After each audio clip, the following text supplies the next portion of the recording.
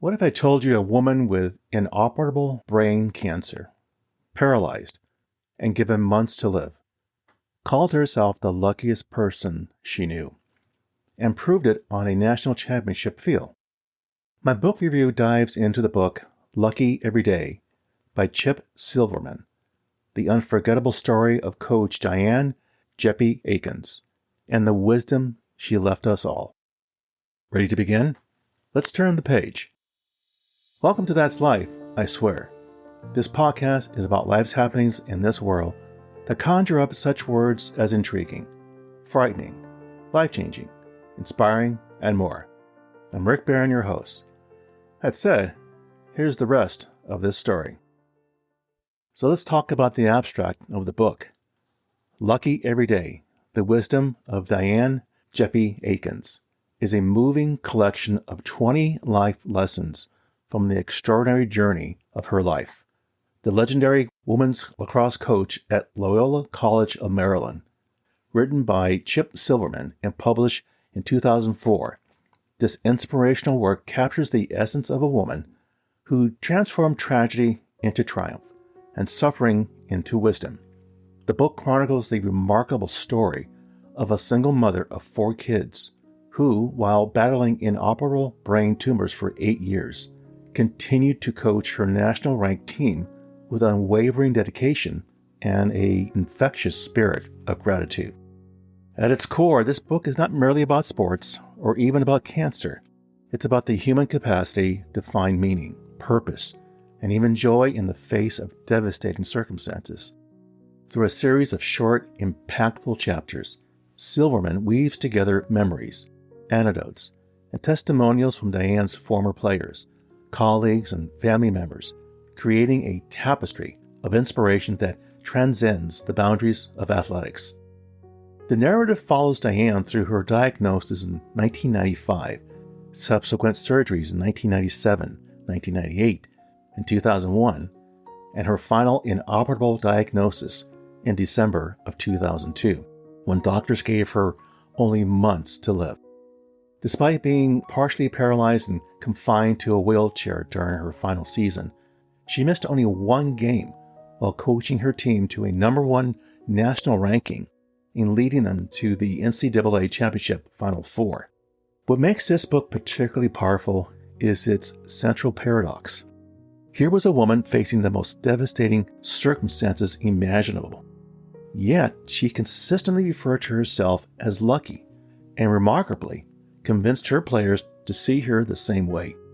This perspective shift from victim to victor, from unfortunate to fortunate, forms the philosophical backbone of the entire book. The 20 lessons presented are not abstract platitudes, but rather concrete wisdom forged in the ordeal of real suffering and genuine triumph.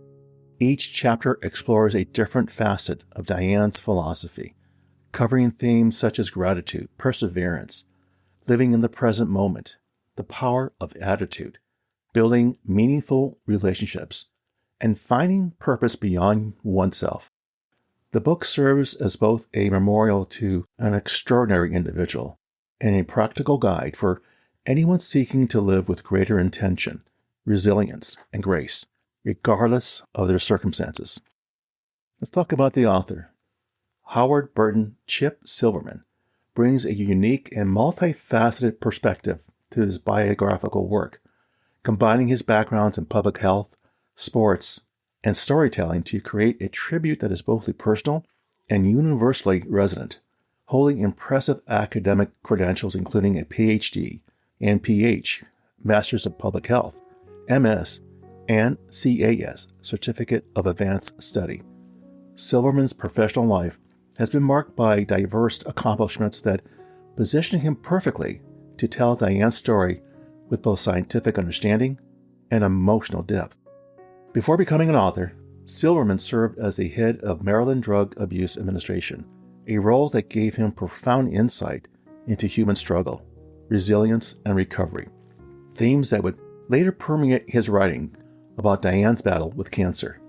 His work in public health administration exposed him to countless stories of individuals facing seemingly insurmountable challenges, preparing him to recognize and articulate the exceptional nature of Diane's journey. Additionally, Silverman's involvement in athletics is particularly noteworthy.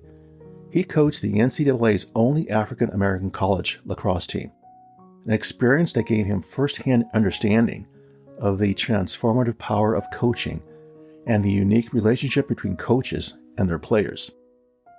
As an author, Silverman has written 5 books, demonstrating his versatility across genres and subjects. His other works include Diner Guys, which follows the lives of individuals immortalized in Barry Livingston's iconic film Diner, and 10 Bears, which recounts his experiences coaching that groundbreaking African American lacrosse team, a book that was optioned as a major motion picture for Warner Brothers. Silverman's roots connect him deeply to the setting of Diane's story, and his connection to the lacrosse community gave him unique access to the players and colleagues who provide the testimonials that form the heart of Lucky every day. So what drew my interest to reading this book? My journey to discovering Lucky every day began with the fundamental question about human resilience. What enables some individuals to merely survive devastating circumstances, but to actually thrive within them? In our contemporary culture, we are constantly bombarded with messages about overcoming adversity, about thinking positive, and about gratitude practices. Yet so much of this advice feels hollow or superficial when confronted with real tragedy. When I first heard about Diane, a woman who referred to herself as lucky while dying of inoperable brain cancer, I was intrigued. This wasn't toxic positivity or denial. This was something altogether different and more profound. I wanted to understand how someone could genuinely maintain that perspective while facing their own mortality. And more importantly, I wanted to know if there were lessons in her story that could be applied to the smaller challenges we all face. Like many people, I've experienced periods where it feels overwhelming, where the accumulation of stress, both major and minor, can make it difficult to maintain perspective. The idea that someone facing terminal illness, paralysis, and the prospect of leaving 4 children without a mother could still find reasons to feel fortunate challenged my own tendencies toward self-pity and compliant. I was drawn to this book because it promised not just inspiration, but a roadmap, 20 specific lessons that emerged from real experience rather than abstract philosophy. Additionally, the athletic dimension of the story appealed to me. Sports, at their best, teach us about discipline, teamwork, perseverance, and grace under pressure. The fact that Diane continued coaching at the highest level while battling her illness suggested that her wisdom wasn't just theoretical, but was tested daily in the ordeal of competitive athletics. Furthermore, I was attached to the book's structure as a collection of memories and testimonials from those who knew Diane. This approach promised multiple perspectives and authentic voices rather than a single narrator's interpretation. I wanted to hear from the players whose lives she touched, to understand how her philosophy translated into practical mentorship and lasting impact. Finally, on a personal level, I was interested in exploring the role of attitude in determining quality of life. If Diane could maintain gratitude and purpose during her final years, what excuse did I have for allowing minor setbacks to diminish my own sense of fortune? This book represented an opportunity to learn from someone who had faced the ultimate test and emerged, at least spiritually and emotionally, victorious. So what can we learn from this story? What's the takeaway? The lessons embedded in Lucky Every Day extended far beyond the realms of sports or even terminal illness.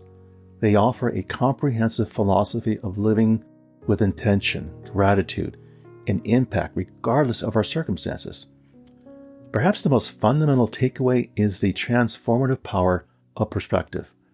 Diane's insistence on being lucky despite her dire circumstances wasn't denial or delusion. It was a conscious choice to focus on what remained rather than what was lost.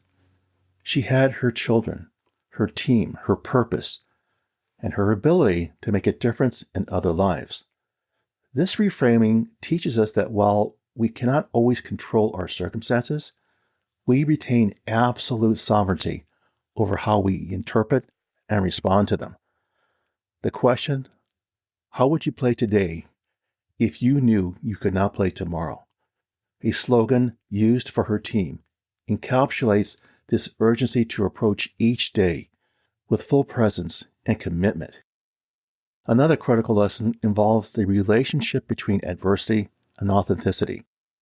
Diane's illness stripped away any pretense or superficiality, forcing her to focus on what truly mattered: relationships, purpose, and legacy. Her story challenges us to ask ourselves, what would we prioritize if we knew our time was limited? Would we spend more time with loved ones? Would we pursue work that genuinely matters to us? Would we truly let go of grievances and focus on what's truly important? We don't need a terminal diagnosis to begin living with this clarity. We can choose it now. The book also illustrates the profound impact one person can have through genuine care and investment in others. The story further teaches us about the nature of true strength and courage. Diane demonstrated that courage isn't the absence of fear or pain, but the willingness to continue pursuing what matters despite them. She showed up, literally, wheeling herself onto the field when she could have justifiably withdrawn.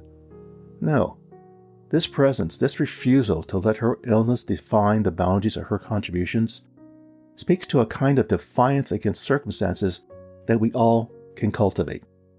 The book reinforces the importance of community and allowing others to support us. Diane didn't face her illness in isolation.